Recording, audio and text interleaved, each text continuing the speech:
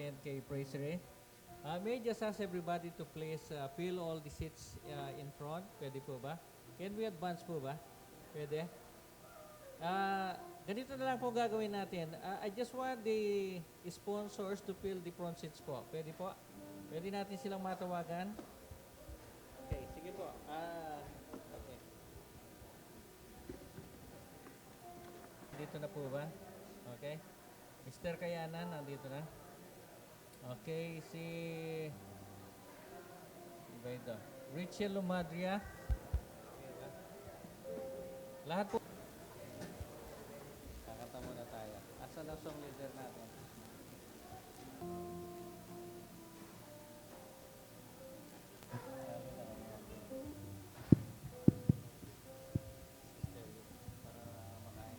Everyone to please stand.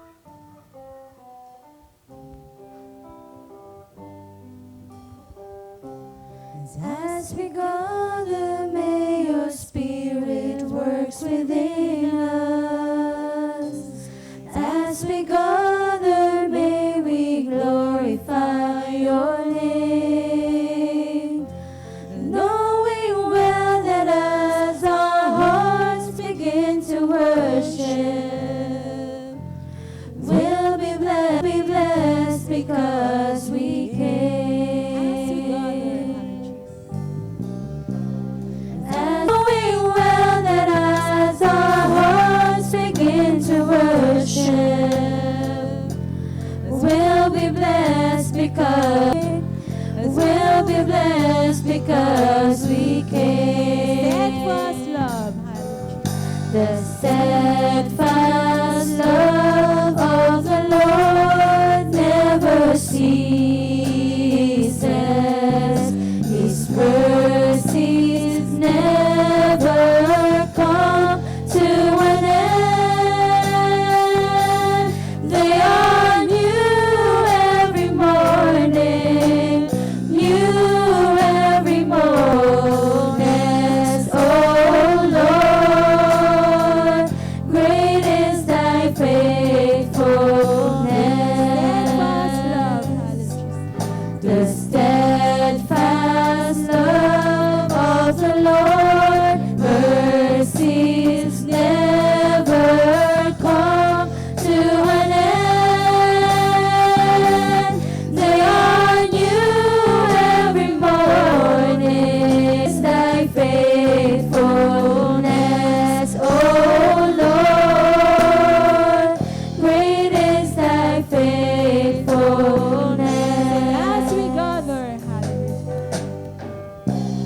As we gather, may your spirit works within us.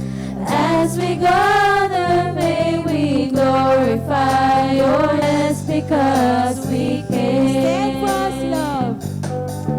The steadfast love of the Lord never ceases. His mercies never come to an end. They are new every morning, new every morning.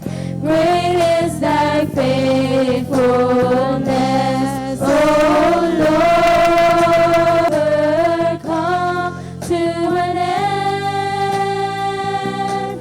They are new every morning, new every morning. Great is thy faithfulness, O Lord. Great is thy faithfulness. Great is thy faithfulness. Great is thy faithfulness. Tayo po ay dadako sa panalangin. Tayo pong lahat ay yumuko at manalangin. Dakilang Diyos, sa oras na ito, Panginoon, Kami po ito pusong nagpapasalamat, Panginoon, sa pagtitipong ito na ginawa mo sa hapon. Maraming salamat, Panginoon, at inaangkin namin ang pagkilos mo, Panginoon, sa aming kalagitnaan. Ang lahat ng ito'y aming samadalangin na may pasasalamat sa tanging pangalan mo, aming Panginoong Jesus. Amen. Tayo pong lahat ay makakaupo. Thank you, Sister Fer. Ang ating pong dedication sa hapong ito ay hindi po nakaprogram. Actually po, ang pag-awit po ng ating mga umawit kanina, hindi po kasama sa plano natin sana. Kaya po, baka sasabihin nyo, bakit naman nakapantalon yung mga babae, nakatsinelas, mayroong mga nakakorto? Kasi po, every Saturday afternoon ang praise and worship service. Pero kami po ay galak na galak sa inyong pagdalo.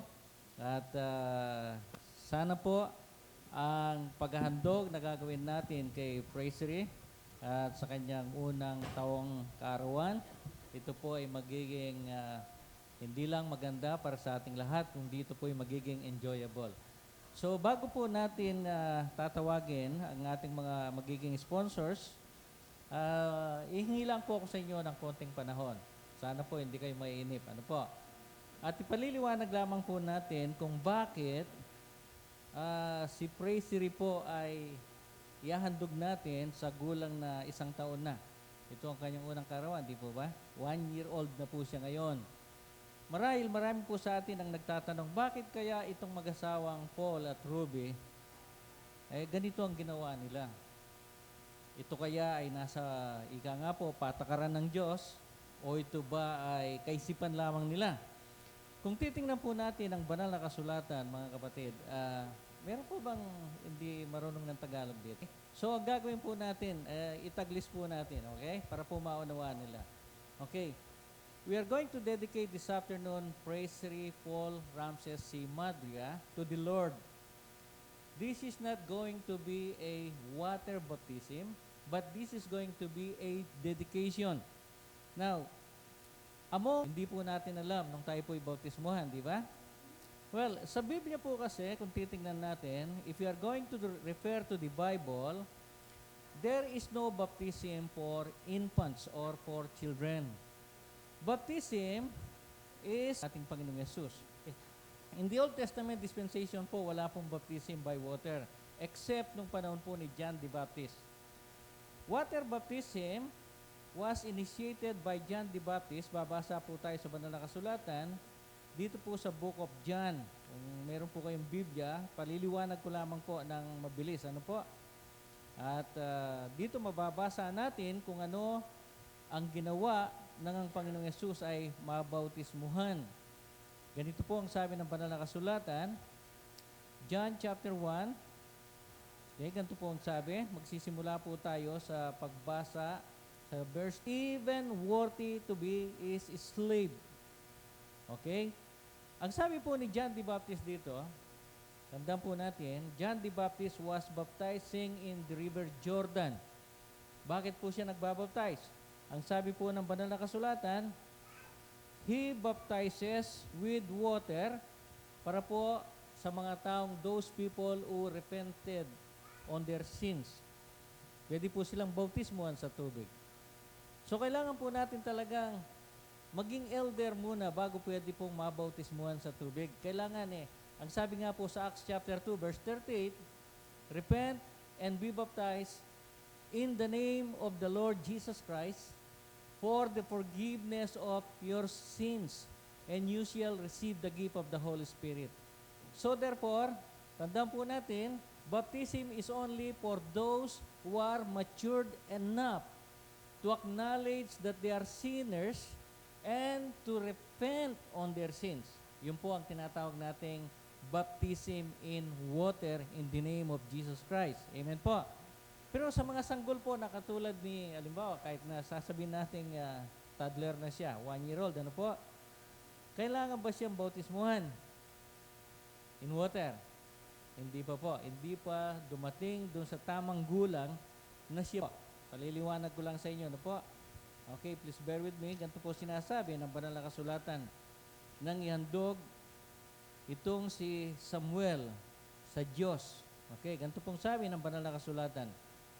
chapter 1 of the first book of Samuel, verse 24, when the child was weaned, Hannah took him to the tabernacle in Shiloh. They brought along a 3-year-old bull for the sacrifice and half a bushel of flour and some wine. After sacrificing the bull, they took the child to Eli. Sir, do you remember me? Hannah asked. I am the woman who stood here several years ago praying to the Lord. I asked the Lord to give me this child, and He has given me my request.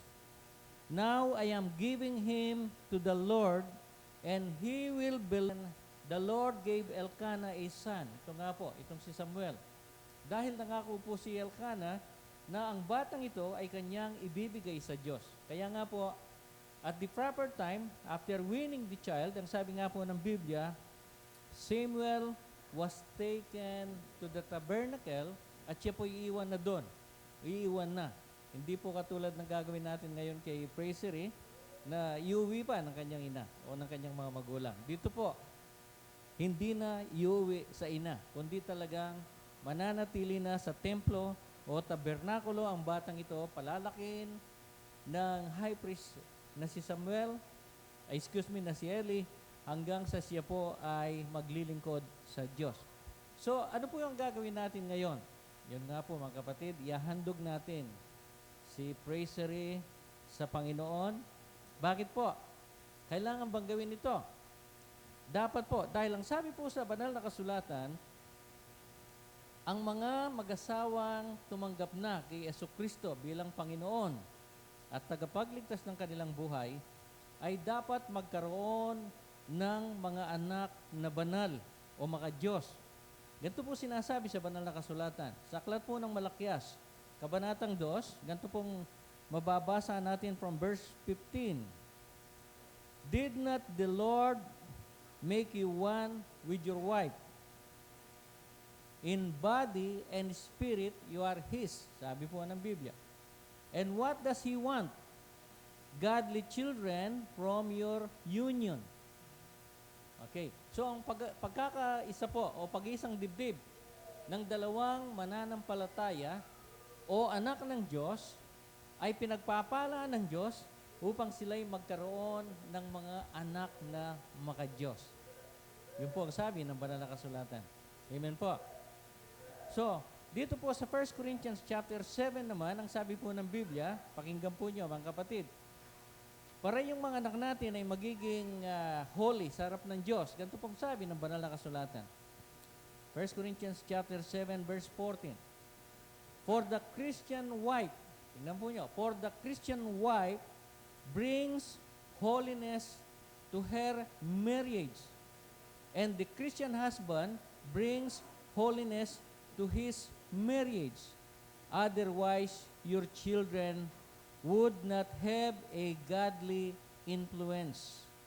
But now, they are set apart, meaning they are set apart from God. So, this dedication is preceded by, unang-una po, yun nga, yung wedding, yung union of Christian parents. Amen po. Pag yung dalawang mag-asawa, parehong mananampalataya kay Kristo, followers of Jesus, hindi lang po believers, kundi followers of Jesus, it follows, ang sabi nga po sa Biblia, na their children will become godly children. Their children will become holy in the sight of God. Their children will be set apart for the work of God. Amen po ba? Kaya nga po ngayon, yun ang gagawin po natin para si Paul o si Frasery Paul ay lalakad ayon po sa kalooban ng Diyos. Kailangan po i-dedicate natin siya sa araw na ito. At ang mag-asawang Paul at Ruby po, bilang mga mananampalataya at tagasunod ng Panginoong Jesucristo, meron po silang responsibilidad sa batang ito na hindi lamang tangkilikin yung kanyang mga material, financial needs, emotional needs, kundi dapat palaki ng batang ito sa mga aral at mga salita po ng Diyos. Yun po ang dahilan kung bakit i-dedicate po natin siya. It is actually a commitment of Paul and Ruby to the Lord to give their child or to rear their child, tandaan po natin, in a godly manner. It is their responsibility. Yun nga po, to teach their children the doctrines of the Bible. O yun nga po, yung aral ng Biblia, the commandments of the Lord. Kaya po, mga kapatid, sa oras na ito, kayo po yung mga saksi. Okay? Saksi po tayo, mga ninong, mga ninang, na sana po ang batang ito na magiging inaanak po ninyo, okay, ay lalaki na malapit sa Diyos upang siya po ay pagpalain ng Diyos, spirit, soul, and body, at maging sa kanyang paglaki, sa kanyang pag-aaral, hopefully sa kanyang paghahanap buhay, pagpapamilya, hanggang sa araw na siya rin ay kunin ng ating Panginoon. So tatawagin na po natin ang mag-asawang Paul at Ruby. Pwede ba kayong okay, tatawagan na po natin. At the same time, tatawagan na po natin yung mga sponsors. Our sponsors for this dedication po, starting with Brother Ronald Chavez, Sister Rio Chavez, Sosichi Hata, Achuko Awono, Peter B. Madria, Ruby P. Montalvo. Please come in front as your name is called. Maynard B. Madria, Analisa Asakawa, Mario Romero, Maylin Katakutan, Raymond Gutierrez, Cheryl Limpin, Romel Malonzo, Michelle Biray, Albert Aquino, Julinar Valentin, Mario Macward, Bina Punsalan, Mike Medina, Cristina Pabalan, Ricky Di Matulak, Lea Gioquino, Manolo Kayanan, Abigail Domingo, Richelo Madria, Maureen Melo, Adrian Manuel, Lucila Sionco, Vernon Galarion, Raymonet Muldong, Romel Valencia, Lenlen Amin, Abelardo Agapito, Caroline Antipuesto, J. Thomas Lumanlan, Marilyn Lugto, John Teddy Madria, Marieta Pelayo, Raymond Lozano, Randolph Lozano, Lucky Tobias, Mary Etak, Ryan Debaras, at Cecil Sibayan. Nandito po ba tayong lahat? Okay. Yan po ang ganda ng maraming kaibigan, di ba? Pag maraming kaibigan, siyempre, marami po tayong mga kapatid na ang puso natin malalapit sa kanila. Do you know na it is a blessing to be a ninong or a ninang? Alam po ba yung blessing yan? Of all the people in this world, you are the chosen few na malapit sa puso ng mag-asawang Paul at Ruby na gusto nilang maging kumpare at kumare. Amen po? Kaya nga po, idalangin po natin sa hapong ito na sana ito nga pong si tawagin ko na rin Paul, Praise Paul, okay? Na siya po ay magiging inaanak natin. Tandaan po natin sa pagnininang, liliwanagin lang po natin. Ano po? Kasi marami po tayong misconception kung minsan, pag tayo po'y kinukuwang ninong at ninang. Ano po? Alam po ninyo, ang pinakamahalaga sa ninong at ninang ay yung relasyon nung magkumpare. Di ba? Yun ang pinakamahalaga po. Hindi po yung kuminsan, akala ng iba, kaya tayo kumukuha ng ninong dahil po doon sa, sabi nga, kuminsan, material or financial aspect. Hindi po doon. Kundi doon po sa magandang relasyon na na-establish na po. Tandaan po natin yan. Napakaganda ng relasyon natin na kung yan po ay pananatilihin natin, yan ay, yan nga po, magde-develop po ng isang magandang relasyon sa pamilyang Madria at sa inyo na kanilang mga kumare at kumpare. Di po ba? Amen po? Alam po, kaya kayo pinili ni Sister Ruby at ni Brother Paul dahil talagang malapit ang puso ninyo sa kanila at ganun din sila sa inyo. Amen po? So sana po panatiliin natin yan at ang batang ito na inyong inaanak, dapat po tayong magiging, sabi nga po, godson or godparents. Ang gustong sabihin nun, tayo ang tutulong sa kanyang paglaki sa pamamagitan ng counseling o yung mga maka-Diyos na ika nga po, pananalita para sa batang ito. Halimbawa, sa kanyang paglaki, may problema, walang pupuntahan halimbawa, kundi mga ninong at ninang, hihingi ng advice yan. Dapat po yung advice natin, yung tamang advice. Di ba? Halimbawa lang, ang inaanak natin, dumating doon sa point na may problema, ayaw mag-aral. Tayong mga ninong at ninang, siyempre, pag nilapitan tayo, dapat sabihin natin sa kanya na mag-aral siya ng gusto. Tama po ba? Amen? Amen po? Okay, bago po tayo dadako sa panalangin, yun nga, yung mga candles po natin, pwede po bang pakisindi natin? Okay. At tayo pong lahat ay mananalangin. Dadalangin po natin si Praisery Paul. Ano bang nickname mo? Paul Praiser na lang. O sige, para Praiser na lang. Okay, pakisindihan na po natin yung mga kandila natin. At dadako na po tayo sa panalangin para po kay Praiser. Okay. Brother Paul, mag-step up ka. Pwede, o ako na lang ang bababa. Baka maano ka. Okay. Tayo pong lahat ay saksi sa hapong ito sa ating gagawing dedication para po kay Praiser. Amen. Mga ninong po, please. Tayo po ay sama-samang mananalangin. Sumali po kayo sa panalangin. Ipapanalangin po natin siya. Okay. Pwede ka pang lumapit, Brad? Okay, one step higher. Okay. So, dito na kayo, baka malaglag kayo. Okay. Tayo pong lahat ay mananalangin, ipananalangin po natin si Praiser. Pwede po ba lahat po tayo?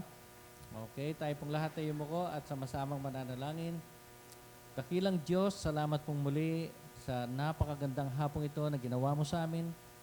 Upang Lord, may handog po namin sa iyo ang batang si Praiser, Panginoon. Lord, Panginoon, ikaw po ang gumawa sa batang ito. Ginamit mo lang ang mag-asawang Paul at Ruby. Ikaw, Panginoon, ang nagtakda ng kanyang buhay.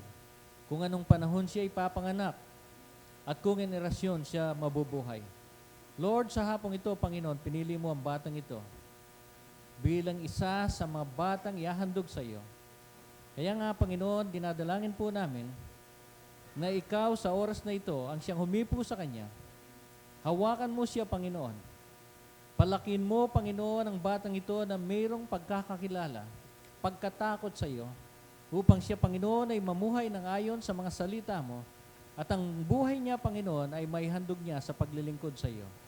Lord, palakin mo po ang batang ito, Panginoon, spirit, soul, and body, na walang anumang karamdaman, nang walang anumang pagkukulang, kundi ang batang ito, Panginoon, ay lumaki ng ayon sa iyong katwiran. Lord, ilayo mo po siya, Panginoon, sa kanyang paglakad, sa kanyang paglaki, sa anumang karamdaman, sa anumang sakuna o kapahamakan. Kundi hawakan mo ang batang ito, Panginoon, saan man siya pupunta. At gawin mo po siya, Panginoon, na isang mabuting bata, masunurin sa kanyang mga magulang. Lord, Panginoon, ang batang ito ay para sa iyo. Siya, Panginoon, ay pinagkaloob na sa iyo. So gamitin mo na ang batang ito, O Diyos, ayon sa banal na kalooban mo. Salamat po, Panginoon, sa lahat ng ito, O Diyos. Sa pangalan mo, aming Panginoong Yesus, ito po ang aming dalangin. Lahat po ay magsabi ng Amen. Okay. Palakpakan po natin. Okay, ang Panginoon. At mayroon siyang isa pang sanggol na o isang bata na lalaki na para sa kanya. Okay? At the same time po, birthday niya ngayon. First birthday, tama ba? Pwede po ba tayong umawit ng birthday song, Sister Luz? Halika, Sister Luz. Happy birthday. Gitarista, halika kayo dito. Kakanta po tayo ng... Okay, wag muna kayong alis sa kinatatayuan nyo. Awitan din po natin ng isang maligayang happy birthday si Praiser. Dali.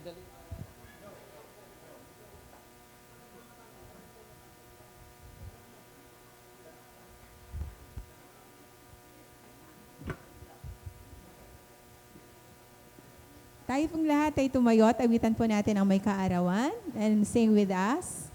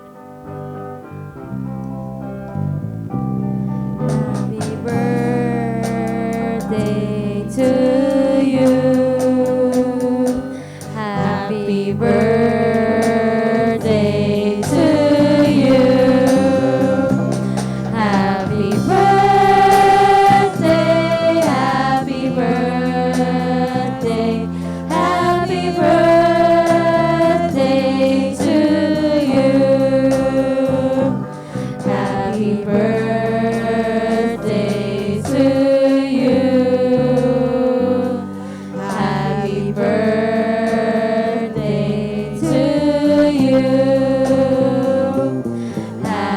birthday, happy birthday, happy birthday to you.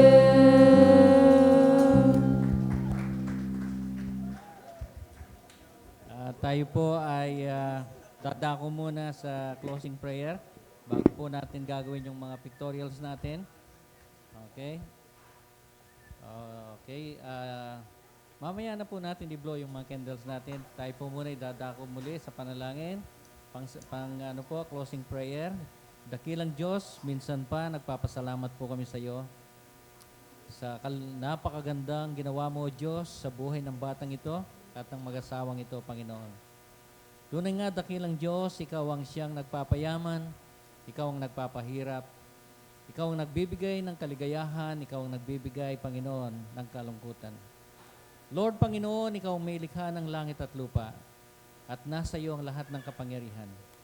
Kaya nga po sa hapong ito, Panginoon, patuloy po naming dalangin na patnubayan mo at pagpalain ang mag-asawang Paul at Ruby at ang kanilang unang anak, Panginoon, na si Prasery. Pagpalain mo sila, Panginoon, hindi lamang ng kayamanang espiritual, kundi, Panginoon, kayamanang physical ng maraming anak, ganun din ng kayamanang material at pinansyal, Panginoon. Pagpalain mo, Diyos, ang kanilang mga buhay upang sila'y maging halimbawa na saan man sila pupunta, Panginoon, makikita, Panginoon, ng lahat ang galaw ng iyong kamay sa kanilang mga buhay. Sapagkat sinabi mo nga, Panginoon, kung kami mananatili sa iyo at ang mga salita mo'y mananatili sa amin, anuman, Panginoon, ang ihingin namin sa iyo, Panginoong Yesus, ito ay pagkakalob mo sa amin. Tunay nga, sinabi mo, Panginoon, dumating ka upang kami bigyan ng abundant life, isang buhay na sagana, matagumpay, isang buhay, Panginoon, na successful sa lahat ng bagay. Kaya nga, Panginoon, maraming salamat po sa iyo at muli, Panginoon, pinatunayan mo na ang mga anak mo na masunurin sa iyo ay hindi lamang malapit sa puso mo, kundi, Panginoon, pinagpapala mo. Kaya nga, Panginoon, patuloy ka po naming sinasamba, pinupuri at pinaparangalan sa pangalan mo, aming Panginoong Yesus. Ang lahat po ay magsabi ng Amen. Amen po. Amen? So, yung pong pictorial natin, tapos na ba o hindi pa? Okay. Sige po, at iboblow na po natin ang ating mga candles. At tuloy pa ba ang pictorial natin? Okay, sige po. Maraming salamat po sa inyong lahat.